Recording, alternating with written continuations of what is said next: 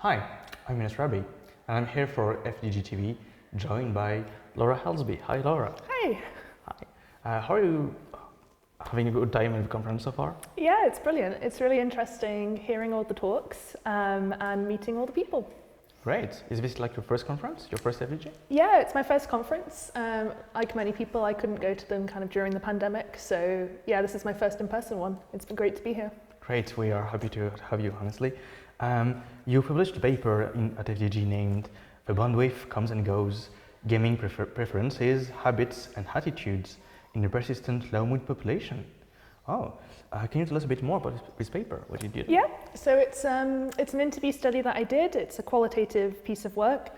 And essentially, I took 18 gamers with persistent low mood, and I interviewed them kind of about what they play, why they play it, how they think being in a persistent low mood kind of affects their gameplay, and also how they think games kind of either help or hinder them. So kind of both the benefits and the darker side of gaming, I guess.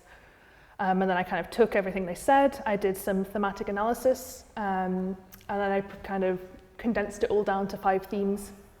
It's very interesting. What kind of results did you have at the end? Yeah, so like I said, there were 5 themes, and I think kind of the key finding of it is sort of that I think energy plays a large part in it. So if obviously people have like a consistent, persistent low mood, but if energy levels are high, they kind of want games that are engaging. So sort of strategy games, narrative games, something that's really got a lot of meat they can dive into.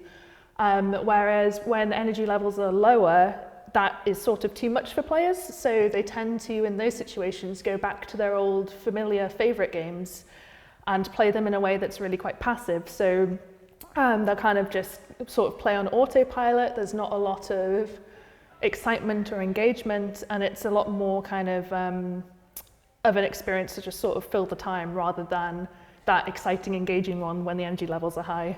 Interesting. Lots of things to discuss.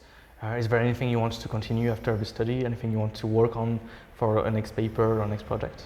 Yeah, so I think with the interview study, it's kind of very much the reflective experience. So the way that people answer the questions is obviously thinking about games they've played previously or past experiences of low moods. So to kind of complement that, at the moment I'm doing a diary study which is designed to capture how people feel in the moment. So before and after playing a game, they fill out this diary. And it's kind of to see if that in the moment experience is different to the reflective experience. And then my next study planned is going to be kind of more of a mixed methods thing. So introducing some of the kind of surveys and questionnaires that the literature has around mood and kind of depressive symptoms.